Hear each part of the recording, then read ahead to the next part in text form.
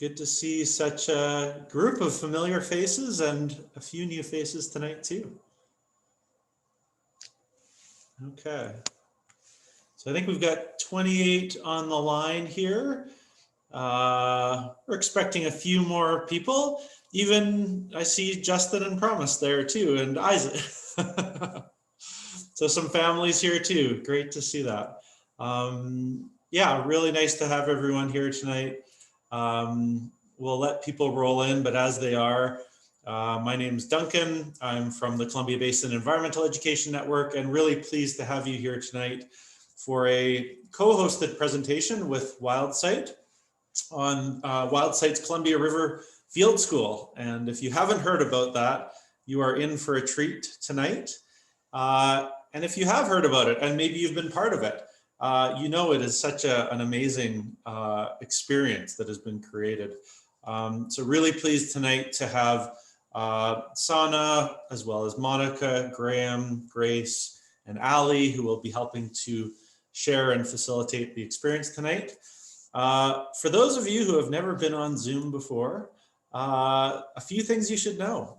We've got on the bottom, if you bring your cursor down to the bottom, there's a little chat button there. Feel free to type questions or enter your enthusiastic comments there, and we'll, as our team, will monitor that through the evening here.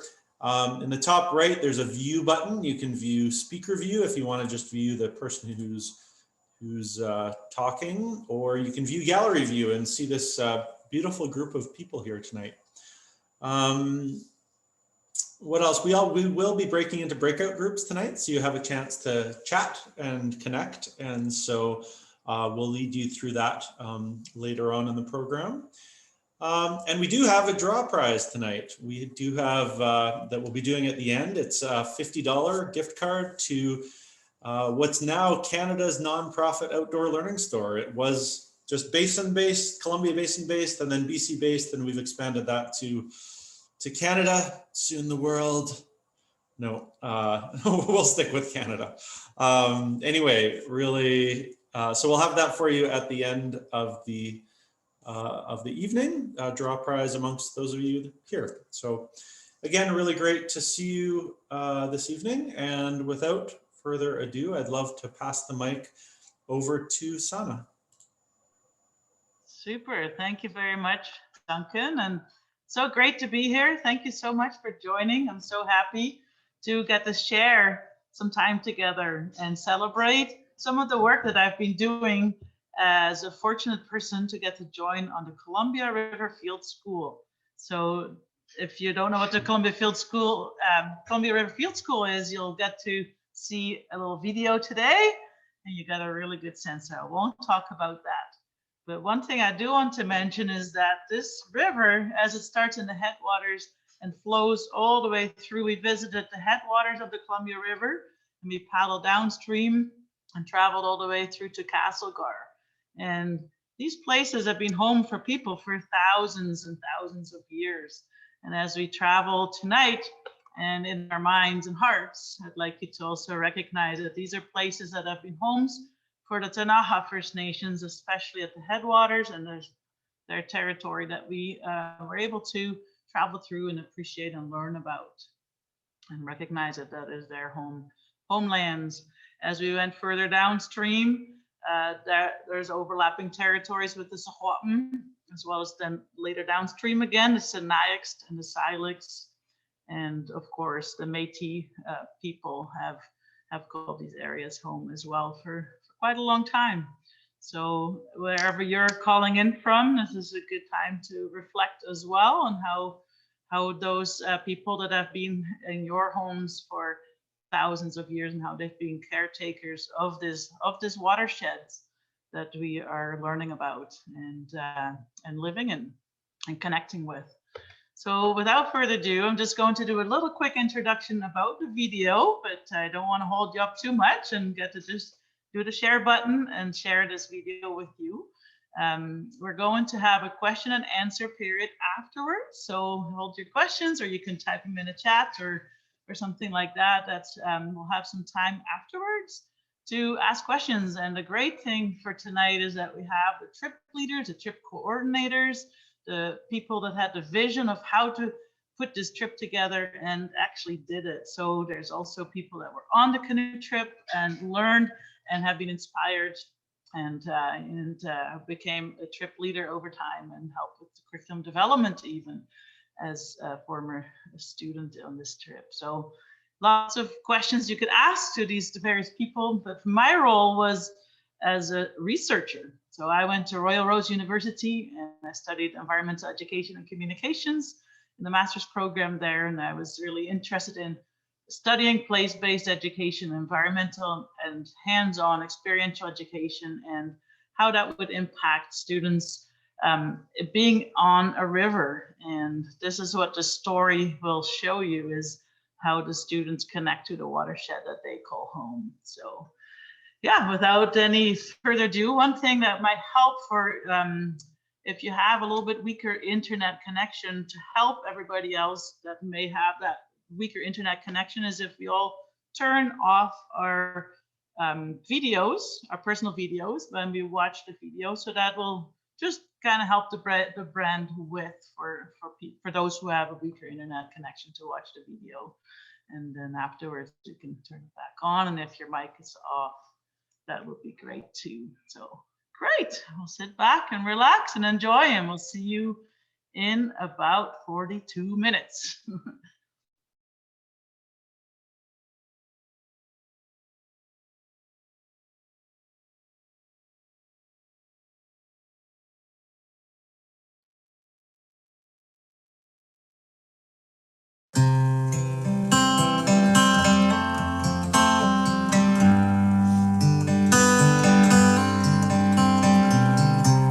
Standing at the headwaters of the Columbia River, with 16 teenagers and their trip leaders about to start an immersive 2-week field course in the summer of 2019, I wondered if this type of learning journey can promote a connection to that watershed and a sense of stewardship for the experienced place. With my camera running and my notebook in hand, I traveled by canoe with the Columbia River Field School participants to find out. Reflecting on what led me to this point, I realized that I've been traveling to these headwaters for quite some years. As a child, I was always drawn to moving water and felt happiest playing in streams. The day when I first pulled a paddle through the water on my hometown river at 12 years old marks the start of a new life journey. I discovered whitewater kayaking, fell in love with rivers around the world. Experiencing the river from the perspective of a small boat gave me a new way of knowing the river. I understood the subtleties of the currents, which helped me ride the rapids joyfully. Along my river trips, I learned to recognize many of the plants and animals who call the river home. I met moose swimming across the river, watched beavers glide below my kayak, and saw trout being picked up by osprey flying off into the distance with a fresh meal. I started seeing rivers as the arteries of a landscape, carrying the stuff that sustains life, flowing through every living cell in the watershed, plant cells, animal cells, my human cells. Rivers have connected me to place, feeding me energy and meaning. Being on the water gives me a sense of peace, of belonging, and a deeper understanding of where I fit into the larger watershed. However, I've paddled orange, purple, and brown rivers depending on the color of paper that the pulp mill upstream is processing that day.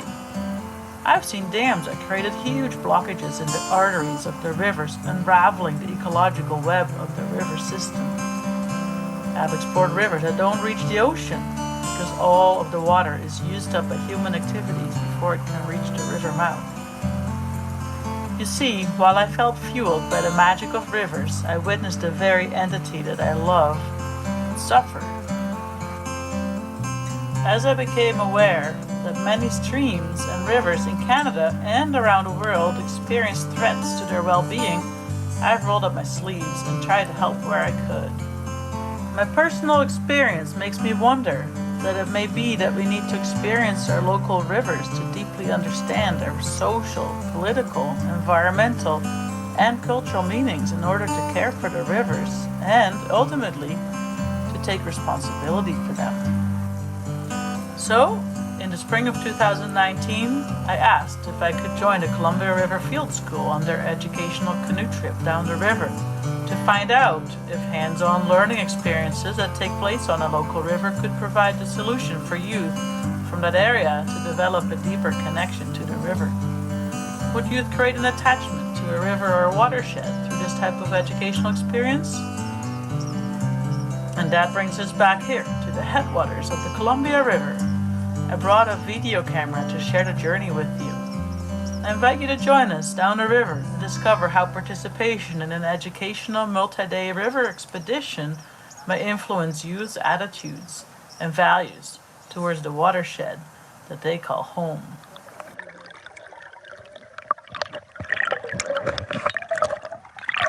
What is a watershed?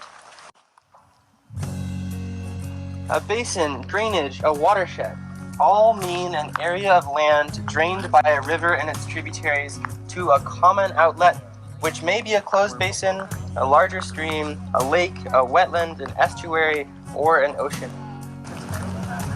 16 youth from across the Columbia River Basin came together at the headwaters of the Columbia River, each committed to living on the river together for 14 days.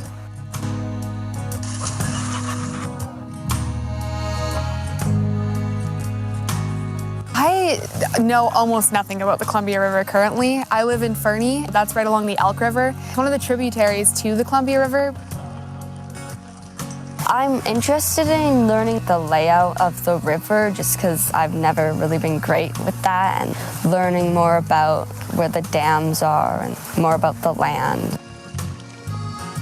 I love canoeing and I love the place I grew up in, so this is a place that I can go and I can learn about things that I don't necessarily know about and meet new people and have new experiences and have a deeper learning and deeper knowledge of where I'm from. Being in that water is the best way to learn about it. I was just really interested in the 4 credits and to see the Columbia River and travel it by canoe because I've never done that before. It really sounded like a really cool adventure, and it was an opportunity to meet teens that also are really interested and passionate about science. We get a lot of guest speakers, so that means we'll get lots of different perspectives. I'm particularly interested in the Indigenous speakers because I haven't heard too much about their perspective on the Columbia River Treaty and the Columbia River Basin itself, and I'm interested to see how that'll change my view on the river. Water is a connection. This water all ends up in the same place. All the kids are from so many different places, and we have a bottle of water that we've all put in from our home.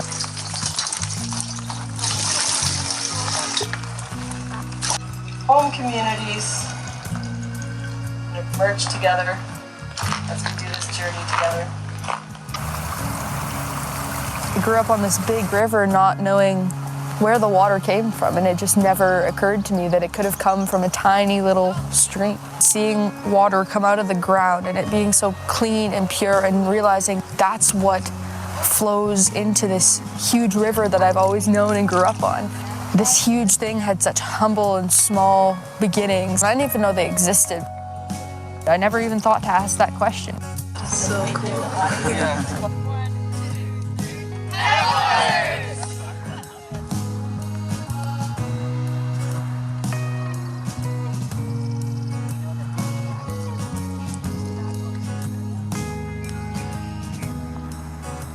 The water that connects them to the river and each other along this river journey.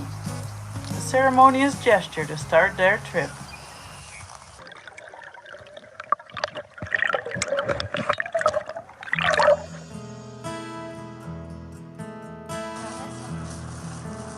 I'm really looking forward to seeing things from the perspective of the water, and from a perspective I've never seen it from before.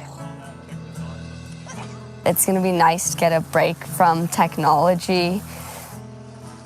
all the views I'll get to see and being out in nature for so long. Learning about all the animals there, all the different birds and stuff, and just seeing how creatures live there.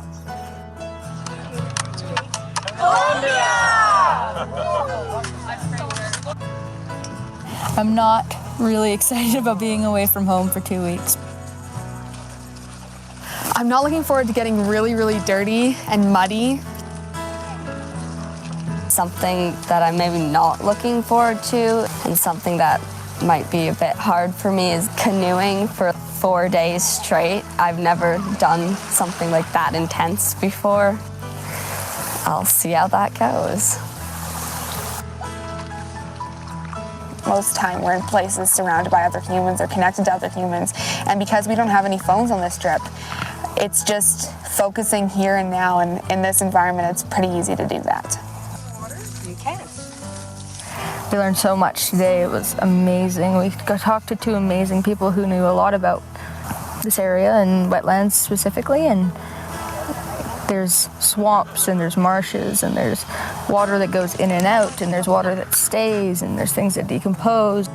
It's huge in biodiversity, and there's tons of different plants and animals and insects and bugs. It's incredible to just look at how different everything can be, even so close together. I think technically it's a place that has plants that like water, animals that like water, and a water source, but like seeing it is a completely different experience. It's crazy just how much a wetland actually does for its surroundings, and it's so cool to see what's below the surface, because when plants die in the wetlands, they decompose right there. Some of the areas of plant matter is 50 meters thick. I got to test it out, and I got to wade into the water, and I stuck a meter stick down, and I could have kept going, and I was like, if I stick it any further, I'm gonna lose the meter stick. It was crazy that you could stick an entire meter stick on the stuff that you were standing on. When we went into one of the channels, I stepped down on muddy ground, and the little fish were swimming around my feet. I floated down the river with a couple people for the first time in a while with a PFD on. I gotta say, safety first. It was super fun, and it was freezing. Every day we've been doing 30 minutes of silent canoeing, and I've just really enjoyed that. It's been really peaceful, just canoeing along and looking around. It's such a diverse ecosystem. It supports so much, and it's crazy when you learn about it and you realize how vital these spaces are to our ecosystem. I think just, being able to connect with the place that we came from the earth and the ground and the water and the trees, I think just being able to have that connection without connection to anything else. And, getting away from our everyday, so busy lives and things that don't fully matter. We don't realize, they don't matter until we spend some time away and just have time to be peaceful and calm. And it's really nice. It's refreshing. I've never done anything like it, canoeing for this long. I've never actually been canoeing along a river, and it's just so amazing. It feels like this place is kind of like taking us in as their home, and this is our home, and nature's letting us be here. We're respecting that as much as we can. Every time we change a camp spot, or every time we move somewhere new, or even when we're paddling, I feel like I'm really at home and I'm really okay with where I am, which is kind of different than my original thoughts, because originally I thought I'm going to feel so far away from home and I'm going to feel so scared. Nature has taken us in as one of their own. The fact that I'm in the Columbia Basin, I think I'm pretty lucky to be even remotely connected to this place. Did not know this huge environment that supports so many animals existed, and having been here, you just appreciate it so much more. The views and what it does for animals is beyond belief.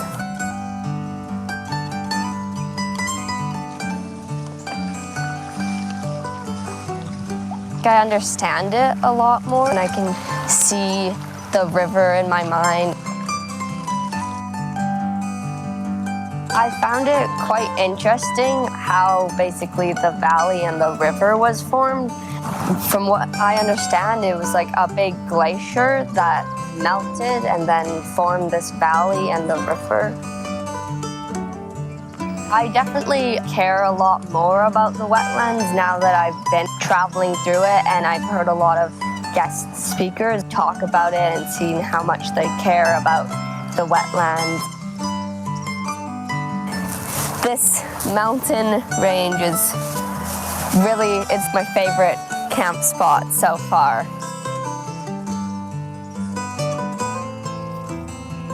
This landscape brings me peace, and I'd never noticed that before.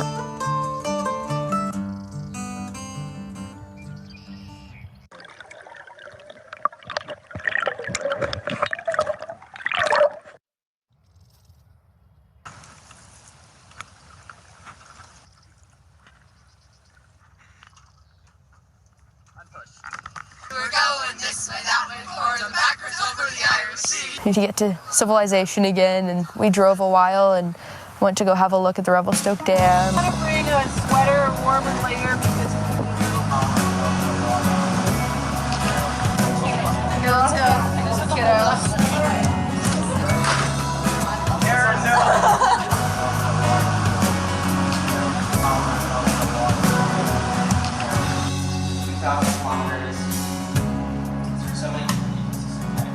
That was what happened until the 1930s when the dam went, and then subsequently, maybe a decade later or so, they built Chief Joseph Dam.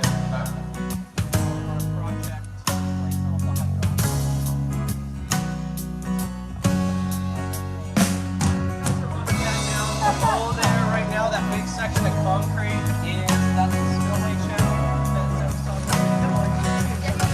I had no idea they were a reservoir, and I had no idea about all of the dam construction in the Columbia River and its tributaries.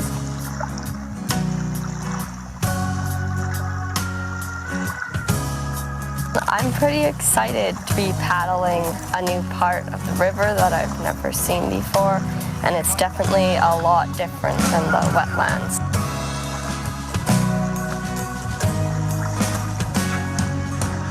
I don't know, I kind of loved the wetlands. It was so cool to see a part of the river that was not dammed, and it was just all natural. But I am excited to see this new area. I've not been here before, so it's cool to see all the different environments that's here compared to the earlier section of the Columbia River. And I'm happy there aren't mosquitoes here. But also that's sad because it means the environment's damaged. The river felt small and contained, I guess. And when you get to the reservoir, Arrow Lakes, the river that I grew up on, it feels big and it feels fast-paced and almost a little bit scary. As we've traveled through this landscape, I've noticed that in the wetlands it was a lot greener and there was a lot more plants and insects and animals. And then on the lake, we camped at sandy spots a lot more, like beaches. I saw a lot of eagles there, and I did notice there was a lot of stumps from the reservoir being logged before, I'd assume. When we went to the dams, they just said we flooded these valleys. I had no idea that there were towns and people that were lost below. Hearing Janet Spicer's story definitely had an impact. I will remember her stories about how the ecosystem's so damaged that bears struggle to find food, and there's baby bears trying to look under rocks for insects because that's what they've been taught, and that, you know, it's so damaged that that's not available for them. Janet Spicer is an amazing woman. We went and talked to her on her farm in the Cusp. Her dad chose it specifically for the fact that it is very rich in soil. And she told her story about her farm. She grew up on it, and they had huge varieties of things like horses and chickens and cows and vegetables and fruits and orchards and everything. No, she loved it. You could tell. When she talked about it, she had a bit of a light in her face. It was beautiful. And when she was 19, they flooded the Arrow Lakes and created the reservoir. A lot of people lost their homes and their farmland and their orchards. You could tell how much it hurt her. It was so sad. And she's like, all this beautiful land and all of this prosperous land is gone. It's now underwater. And you know, you could see the pain in her eyes and how sad she was. I didn't understand how badly that affected people. Like, I didn't understand that, you know, I've always known the Arrow Lakes as the Arrow Lakes, and I didn't know that it was a reservoir. I didn't know that people had lost land and whole towns are now underwater. It was so moving and so inspiring. Everybody was just like a little bit upset. Well, what can we do to prevent that? What can we do to keep that from happening to more people so that people don't have to live in grief all the time? She's been living in grief for many years now, and she's still upset about it. Like, that's crazy to me, but it's also inspiring because you can tell that something can mean so much to somebody, and it doesn't have to be a thing, you know, it can just be a place.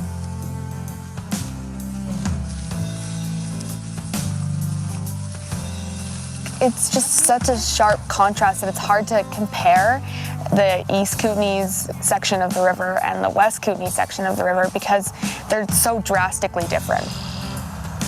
The East Kootenays is more calm and it's not controlled, and there's a lot of different vegetation there that you don't see at all in the West Kootenays. But it's hard to even say this is the same river because it doesn't feel like it. The Arrow Lakes Reservoir does not feel like the Columbia River. The West Kootenays is very pretty, but it does feel like something's been lost here. And the East Kootenays, there's none of that. You feel like you've gained a sense of knowledge instead of lost something that you've never even seen. I never had seen the West Kootenays before the dams, but seeing the East Kootenays first, and then you hear Janet Spicer's story, and she says there was a valley and it was rich, and you're like, I feel like I've lost an experience with the dams. To address downstream flooding and increased hydroelectric demands, Canada and the United States signed an agreement in 1964 called the Columbia River Treaty. It resulted in the building of 4 dams in the upper Columbia River Basin. We're going to do a mock renegotiation of the Columbia River Treaty. The Columbia River Treaty is being renegotiated now. It has been for over a year. You're going to have some time with your partner to develop your position, decide what your priorities are, decide which other groups you might ally with, which other groups you might conflict with. Welcome everyone to the renegotiation of the Columbia River Treaty. Symbolically, this negotiation is taking place here on the shores of Arrow Lakes Reservoir behind Hugh Keenley Side Dam. We have here the Canadian negotiating team, the American negotiating team, as well as many of their constituents. We are representing the 15 U.S. tribes and their perspectives. One of our main concerns is having clean and abundant water. We are the First Nation representatives of Canada. We are the American Hydropower Group, and we are interested in economic opportunity. We have wronged the river. Compensation for all the people that lost land. The amount of water stored by the reservoirs to go down. Pursuing studies of past impacts of the dam. Damaged ecosystems and uneven water flow. See the salmon return to the river. We believe that it has impacted our people far too greatly. Take a lot of land away from agriculture. To restoring salmon to the upper Columbia River. Increased demand on the Canadian ecosystem, which we are trying to restore, if suddenly we need to increase our water storage. However, with climate change... We have about 5 more minutes to reach final agreements. 185,000? 190,000 is the final offer. Yes. On a feel for governments who have to make plans that seem to work for their goals and budgets, but then also try and represent people who have drastically different ideas and be like, oh, but now what are we supposed to do? The dams and outside forces have impacted this basin without a lot of their consent. It's so strange when you look at this beautiful river, especially coming from the wetlands, and you see that these people that have never been here, or even if they have been here, don't live here, got to make such a huge decision. Our power is hydropower, so I respect the dams and I understand that we need them, but to what extent and what are we willing to sacrifice for that? I was brainstorming with a couple people and we came up with a lot of words that we thought described the river. We came up with the word tamed and we came up with the word untamed, because the one section of the river, it feels like it's untamed, like not touched. It doesn't feel like it's controlled at all. But then you come to this section and you see these huge dams and the fact that the water is only moving because that person wills it to be. The majority of the Columbia is tamed. But there is a section that we have been on that is untamed and looks like it's been untouched, which is very interesting because most of the time you don't get two completely opposite words that you can apply to the same river. The thing that's going to threaten it most is our changing world, our changing climate, among other things, of course. You know, reality is the glaciers are melting and the globe is warming and all these other things that we don't have any control over. A lot of people growing up now feel this like sense of loss for so much that is kind of disappearing from our environment and from our world, and we all definitely feel that towards the Columbia River and the wetlands. The water is getting really warm and our fish are dying because of it, because they can't have their babies because it's too warm. What are we going to do about it?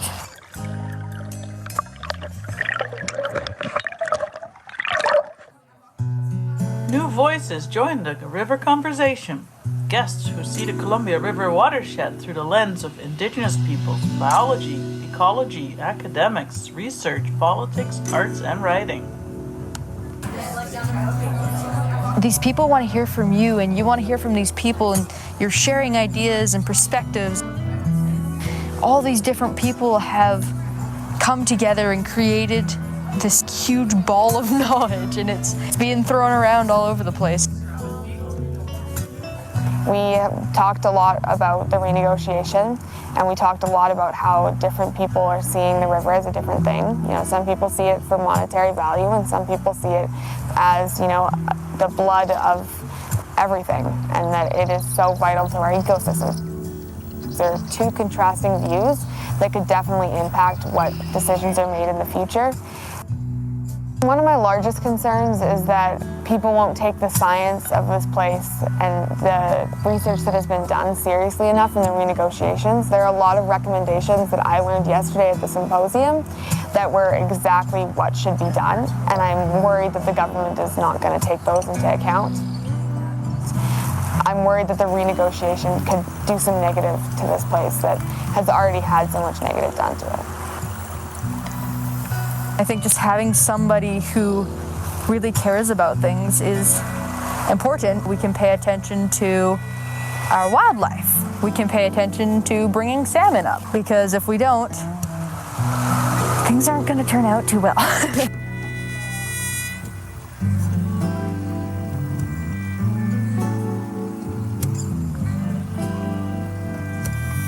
Columbia River Field School reaches the confluence of the Kootenai and Columbia Rivers. This marks their end destination for learning and living on the river together.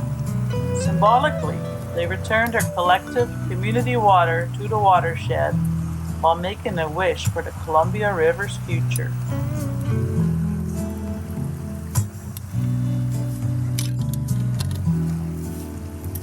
I hope that the environment improves. I hope that scientists can convince people that 10 feet needs to be lowered in the reservoirs, which is what the numbers that we've been given are. I've heard science from some pretty established scientists, and it doesn't sound like salmon returning would be best for the salmon. The science would say that they would pass away.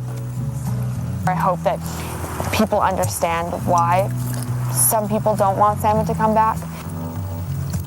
I hope that reconciliation can take place with the First Nations and the Indigenous around this area. The environment is a bigger concern right now than I think money is, especially with climate change currently happening and how big of the drastic effects it's going to have in the future. Making sure that the government sees that. I don't know if it's possible, but I'd really like to see salmon return. It would be super cool to just see the red bodies swimming along in the river. I guess we'll see what the new Columbia River Treaty will bring in. Canada and the US would both need to agree to get fish ladders or find a way to get salmon through the dams. I know now with the dams, the water level's changing so much, it's not really great for the environment. So I'd hope to somehow see that change. Because when the water levels change so much, the banks erode and then animals have a harder time getting to the water. And then I heard something about the bottom insects and things that live on the water. When it's completely dried out, then they die and the food chain has to like restart again because they're the bottom of the food chain. Seeing green trees and beautiful aquatic life and mammals on the side of the river and in the river and just seeing things be healthy. That's what I want for the future. I want my family and my future in this beautiful place to stay healthy because, you know, healthy is the first step to being happy, and I think that's what we're all looking for in life. I don't think we're in really position of power to do something about this right now. The majority of these meetings where we can really make an impact are happening on times when we can't miss school. We can't do these things that are not available to us, but we really would like to participate. I don't know if I could have a role to see the salmon come back. I could try talking to people and getting on boards and maybe protests, speaking to my school. I've always been one of those people to look into the future, and I've heard people say, think 7 generations ahead. The same applies to the river. You know, if we want our kids and our grandkids to see these things, we have to keep them in good condition. We can attack this with a bunch of people, and we can keep this place safe, and we can keep it healthy and beautiful. And I think part of that is just getting out there and getting knowledge out there. So many people aren't educated on this place. The biggest thing we can do if we want to keep this place the way it is educate people and talk about it and, you know, say something in our schools or to our friends or to our families. Educating people is the best way to keep something alive.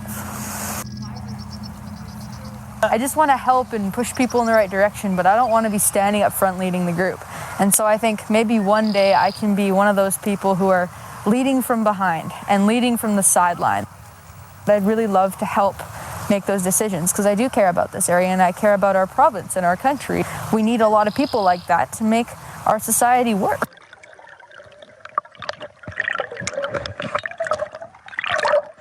I definitely feel different about the basin, and I think it's because I've had all these experiences. I remember at the beginning of the trip feeling nervous, scared, and homesick, and confused, like, I don't know what I'm doing, I don't know what I'm getting into, and now I don't want it to end yet. Like, I feel like there's still so much more to do and to learn. Paddling on the river and paddling on the reservoirs themselves have definitely influenced me the most. Seeing the sharp contrast between the wetlands and the reservoirs firsthand and being able to focus and really look at all of your surroundings, because lots of times when you're driving through this area, you can't really see all of the beauty that's around us. This has just influenced me to think more about where I live, because I definitely think that I could learn more about, you know, the Libby Dam that actually impacts me directly.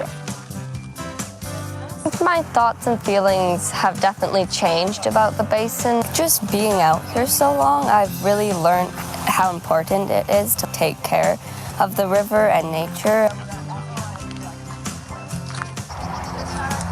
By the time, like, 4th or 5th day, I felt so at home on the river because it felt like this is the place I grew up and it just feels like home. There might be some people who don't feel at home, but I think if they look a little deeper, they realize no matter where you're from, it's home, because water is what keeps you together and it keeps you alive, and it's a connection.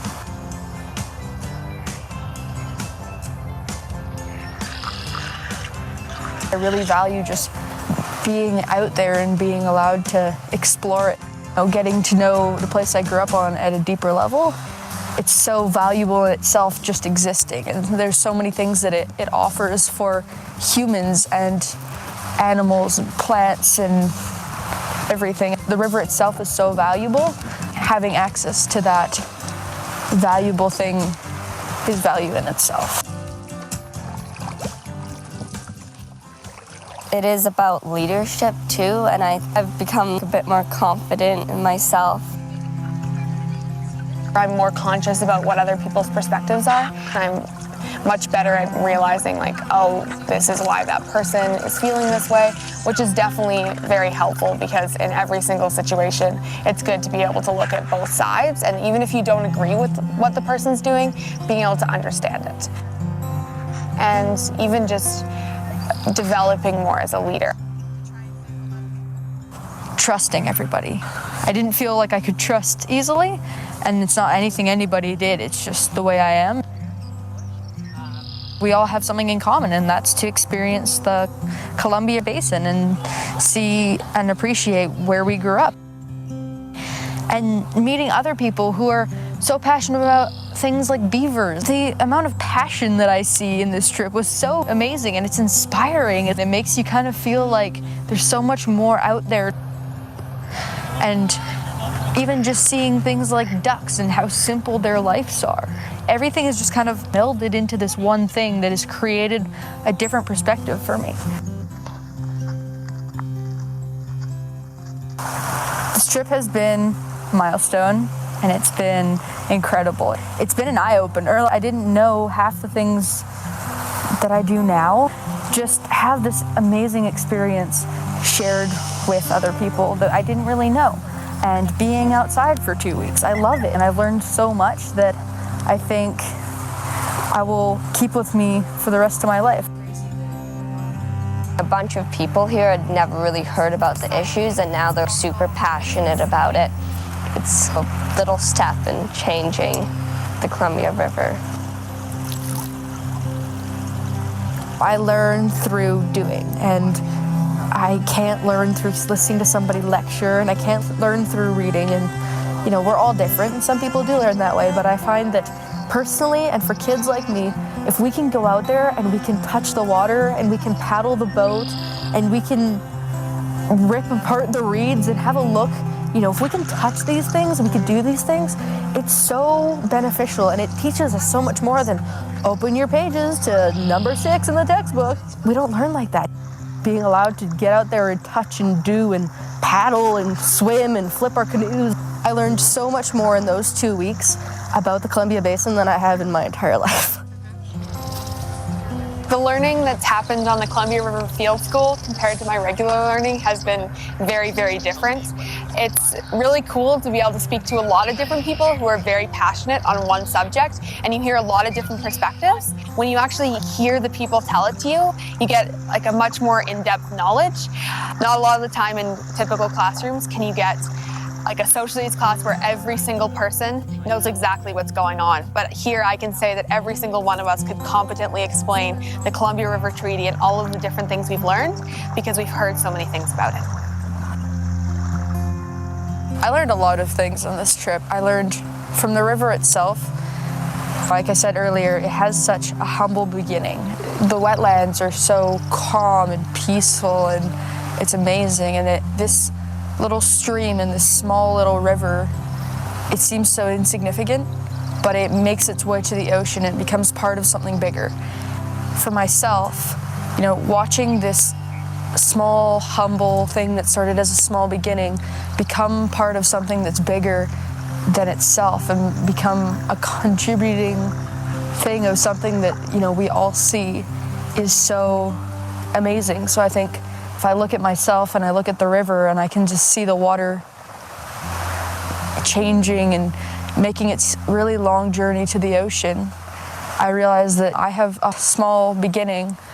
Maybe if I work like the river did, you know, I can make this incredible journey to something bigger and as incredible as the ocean.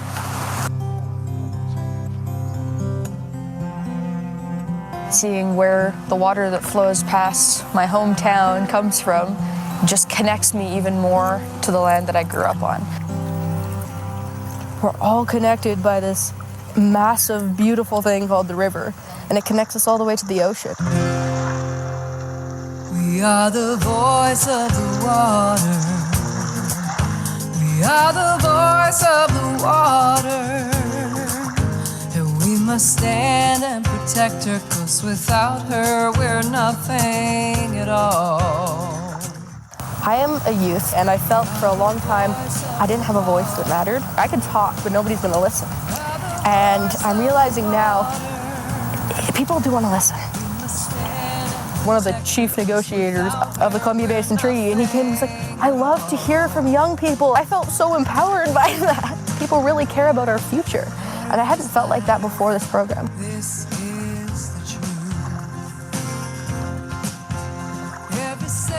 Whatever happens with this treaty is going to impact me and impact a lot of other youth in the future. So I think that it's very important to represent my generation.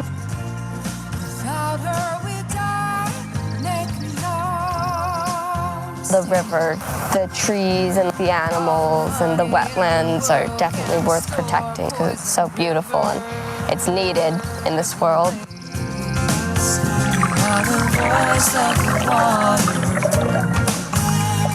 The voice of the water.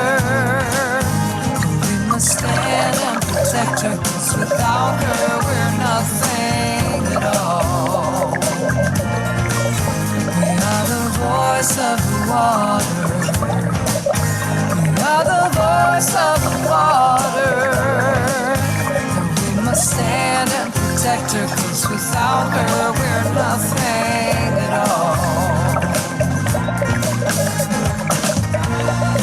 I'll give our bones back to the earth. That's everybody's destination from the moment of birth. While we still breathe, it's our job to care, to be a voice for the voiceless, earth, water, fire, and for the voiceless, earth, water, fire, and air. We are the voice of the water. We are the voice of the water. We must stand and protect her, 'cause without her we're nothing at all. We are the voice of the water. The voice of the waters.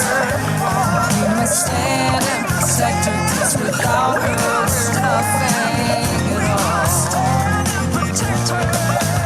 We must stand and protect her, 'cause without her we're nothing at all. Got to stand and protect her, 'cause without her we're nothing. We are nothing at all.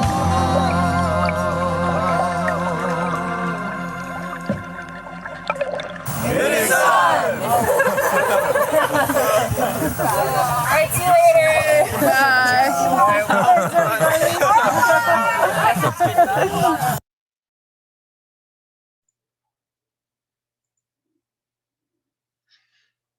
Well, there we are. I hope you enjoyed watching the video of Voice of the River and was inspired by the voices of the youth sharing. And yeah, you're welcome to turn your videos back on. The next couple of things we're going to do is we'll first take some questions if people have questions. And I see some comments coming through of enthusiasm, of your appreciation for the video, your wanting to go on the river. Maybe let's all just go turn on your cameras and let's go paddle for a little bit. You've been sitting for a while. Let's just paddle your canoe and we're going down the river. And switch. I'm going to paddle the other side. There we go. Whew, that feels good. All right. Good. So for the questions, what's really great tonight is we have some of the trip leaders here that can help answer some of your questions you may have. Maybe you have a question about how does how you can have a dream like this. Like Monica had this dream. She's the education director for Wildsight, who had this dream and a vision and really wanted to pull something like this together, and she did it. So you maybe have questions about that, right? Because we all have dreams that we want to make a reality. And then we have Graeme Lee Rowlands, and he was inspired by learning about the Columbia River and his school experience. And he said, you know what, if I don't get to know this river by myself in personal experience, then I won't really know it. And he decided to take his bike, and he biked from the place where the river ends up in the ocean at the confluence to all the way up into the headwaters. And so that was his journey, and that inspired him to get involved with all kinds of things related to the Columbia River, including being the program coordinator and trip leader of this Columbia River Field School. Grace Broadfoot, she's a school teacher, an outdoor education teacher, and she's also a trip leader and a canoe instructor, and was on the trip and has a lot of great experience in all these areas that you may have questions on how to do these things. And then there's Ali Giesbrecht, and she was a student on the Columbia River Field School in 2018. And she was so inspired by this experience that she asked, what can I do to come back and do this again? And she was able to come on the trip as a next year as trip assistant. And she gained further levels of canoe instructor certifications. And that's also something that she's still continuing on with her work as a Wildsight staff member even now, and doing work helping develop some of the curriculum for the Columbia River Field School into the future. So yeah, and then myself, Sanne van der Ros, I was a master's degree student. I graduated with this video project as my final project. And that is a project I wanted to do to showcase these kind of experiences and inspire educators and people that aren't even educators, because you can be an educator in a school, you can be an educator just by being who you are and inspiring other people, and how you would inspire a connection to the places that you call home, and so in your watershed. So yeah, let's do a few minutes of question and answers, and then from there we'll give you another opportunity to break out into smaller groups of perhaps 4 people or so, and have smaller conversations, not smaller conversations, but smaller group conversations where it's a little bit richer for you and engaging, to share a little bit about what brought you here tonight and your connection to the watershed, and what you may be doing already in your teaching practices around watershed education. So first of all, let's do the questions. So I see a chat. So there's 3 ways you can do questions. One is you can write it in the chat box, so that you can see if you hover underneath the bottom of your screen, you'll see chat, and then on the right you can type away. Another way you can do this is by putting your hand up, and I'm trying to remember how you do that. Just maybe Duncan can share that. I did it a lot in my master's program, and now I finish it and I can't remember how to do the hand up. So who wants to help with that? Sorry, I have it at my fingertips. I'm using the action to clap and to put my thumb up. Yeah. I forget where the hand is, sadly. But you can go to reactions and put your thumb up. And that could mean a question. Yeah, but there's also a hands up option. So I just have to try and remember where it is. If you go under participants. It's under participants. If you click on participants down at the bottom, then you'll see the list of who's here. And there's an option on the left to raise your hand. Yes, thank you. Yeah, so you end up at the top of the list, and then we can go down the list too and answer questions that way for you. And you can then speak up and ask your question in person this way. So yeah, and then the third one might be just waving and say, hey, I want to talk. And we might notice that if your screen's on the front here. So I'll start with the chat box. Question here from Duncan is, how did you pick the participants, and when are you running one for adults? So there's 2 questions here. So there's 2 levels of the pick your participants question. I can see one of them is who was picked for this research project to be interviewed, and the other question could be like who gets to come on these canoe trips as youth. So you're nodding, you want to know the second question. Okay, Great. Who would like to answer that? Who, how do you select who comes on the Columbia River Field School? It's a process. It's a very considerate process that happens. I can answer that one. Okay, go for it, Graeme. We solicit applications. We get the word out as best as we can to every school and every school district around the Columbia Basin. And we receive applications. It's ages 15 to 18. And we don't ask for transcripts or resumes or anything like that. We just ask questions. And from my perspective, we look for people that are curious and passionate and have some grit and some resilience to stick with it through a very full 14 days and are ready to be sort of collaborative in a group environment. And we get a lot of great candidates and we get amazing students. Great, thank you. Thank you, Graeme. Now, the second part to the question was if there is any vision, future plans of adult trips, because adults are inspired to do something like this. So maybe Monica wants to speak to that question. Well, that's so exciting. Because we sort of got a lot of adults asking, how can we do this too? So we have a few different visions of different groups of adults, but I think our first one, which was to have happened in this past year, but of course it didn't, is to get educators together. So this idea that we're calling Teach the Columbia, and we've started to develop some lessons and some different things we can as resources for teachers, but the vision was really to get educators out into the field on a similar but shorter journey that they would have time for.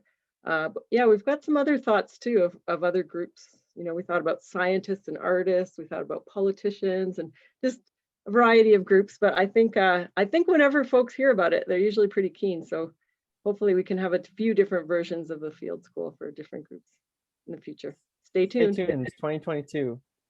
Yeah, stay tuned. Awesome. Very exciting. Some things to look forward to. Here's a question. How does your organization have resources for alumni to enhance their leadership practice and expand their influence in the community?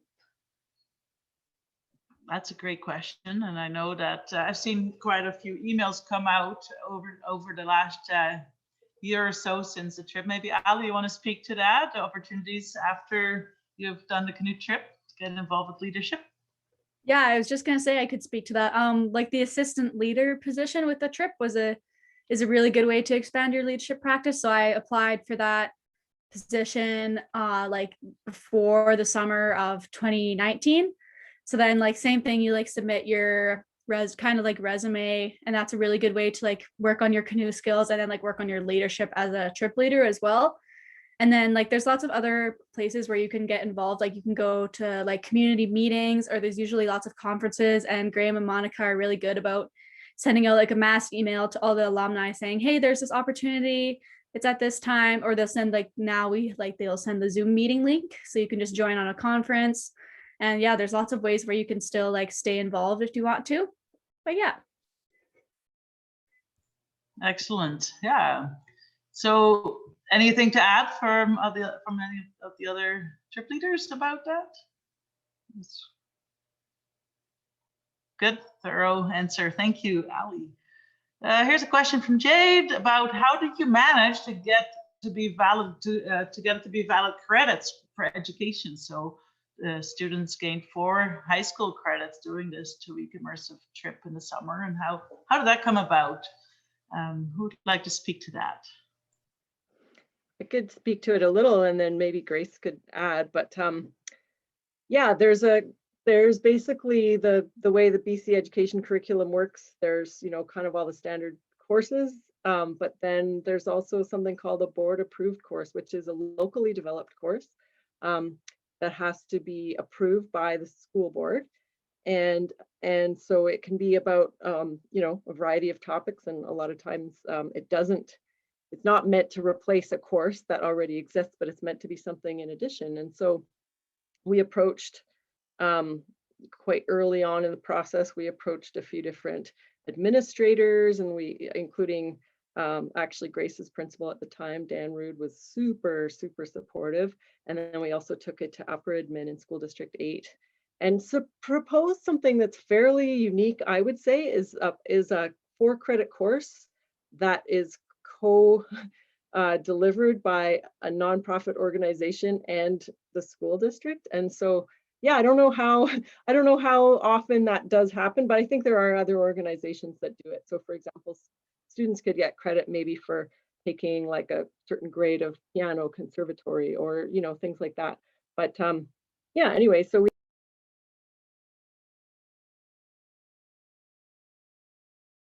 Oh, you just got muted. Oh, I just got You're muted not- as I was gesticulating. Anyways, I don't know, Grace, if you want to add to that, but yeah, we sort of had to present our, you know, our full-on curriculum document to the board for approval. And yeah, I don't know, Grace, maybe you can just tell us the context of your school and administrator and the outdoor ed piece, and just how having a trusted teacher on board from School District 8 was a big part of what made it successful. So maybe I'll just pass it off to you to just talk about briefly your awesome, why they were like, okay, let's roll the dice on this, because we have great people involved. Yeah, thanks, Monica. I think you summed most of it up, and then yeah, we got lucky. Like I had a really supportive admin at the time, and I run an outdoor ed program in Kaslo, so we just had really good connections with outdoor ed and admin already going, and I think that really helped to, you know, present this new random 2-week field school idea. They got really excited about it, and we made it work. And the kids are really grateful for it too. I know a lot of them were really happy to get credits because they learn a ton. It's a lot of, you know, you saw in the video, there's so much learning that happens. So that extra credit is, yeah, it's just a great bonus for them for sure. Not to mention that Grace is actually a provincial award-winning teacher for her general awesomeness. So we were very lucky to have her on the team. Yes. Yeah, really great team for sure. Yeah, so another question is, see, let's do 2 more questions and then we're going to hop into breakout rooms and have our river mingle. Question is it possible to share this video with the teachers at our school? And yeah, that's a great question. I'd really like this video to become available. And right now I was sharing it tonight from Vimeo, but it's not quite public yet. And so, but I'd like to share it in the schools and have it out, yeah, as wide as possible. That's the reason why I did a video project for my final research, because, you know, writing a paper, you got a different kind of audience. I thought the video is definitely the way to reach more people and inspire people to yeah, engage in watershed education in this way. So I would, yeah, I'm not sure how to, I also know that the Columbia River Field School are planning in the future some classroom presence as well, and there's a possibility to have the video be part of that. I don't know if anybody wants to speak to that at this point. And this would be in the Columbia Basin, schools in the Columbia Basin. Does Monica or Graeme want to speak to that real quick? Or? Yeah, well, like I said before, the plan is we've developed some lessons that will be kind of released in a more formal way next year. And we're planning to sort of create classroom-based opportunities for educators to use to teach about some of the similar topics, which of course is different than being out on the river. But this was sort of one of the things that we felt would really expand the reach of the program, so that, you know, there's only so many students who can come on the field school every year, but if we got teachers to get involved in these topics as well, they could teach them in their classroom and maybe be inspired to do some field-based learning as well. And so, yeah, like I said, stay tuned, more to come on that, but early next fall is when we're sort of planning to release those, so that they'll be available to all the teachers in the basin. And certainly we'll have links, like we would like to link to your video and resources as well through that. And yeah, so that this will all be available to the teachers very soon, next year, after we're done with this little blip. Yay, awesome.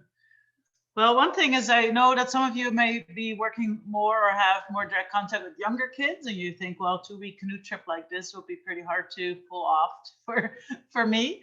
And so one of the things that I studied was this place-based experiential education model. And one thing that I've learned is that this is applicable to all ages, you know, and it just depends on how you put it together. So one thing is that I've learned is that it's so important to connect to place what you call home and get to know it at so many different levels. And you saw on this trip where there's so many different guest speakers that came from different and talked about different aspects, and the students got to really see a really diverse way of where their homes are.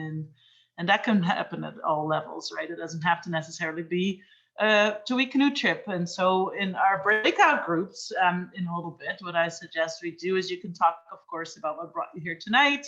You can also talk about your connection, your personal connection to the watershed or the rivers that are near your home.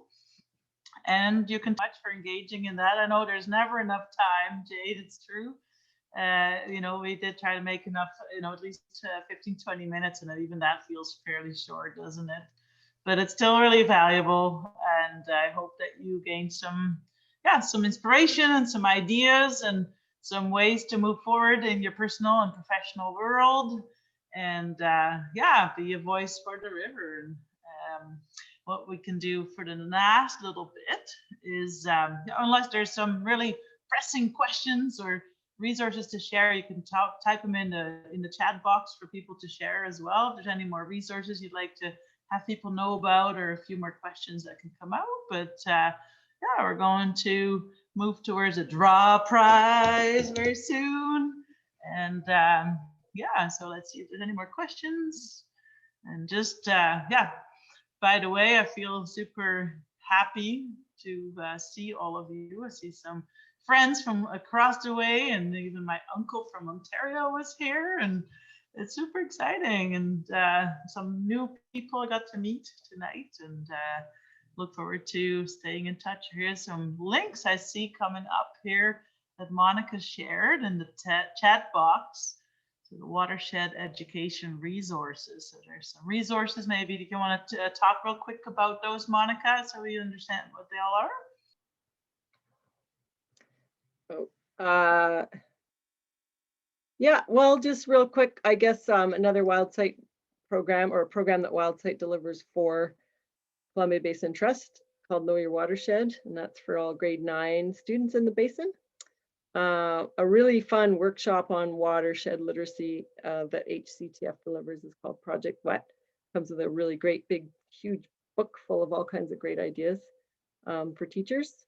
And then, of course, Wild Voices for Kids from CBEEN has a number of different educators who offer watershed-related programming. And then Stream Keepers is something more for citizen scientists, but I have heard of students who've taken that on and actually done some monitoring in their local watersheds. So those are a few things.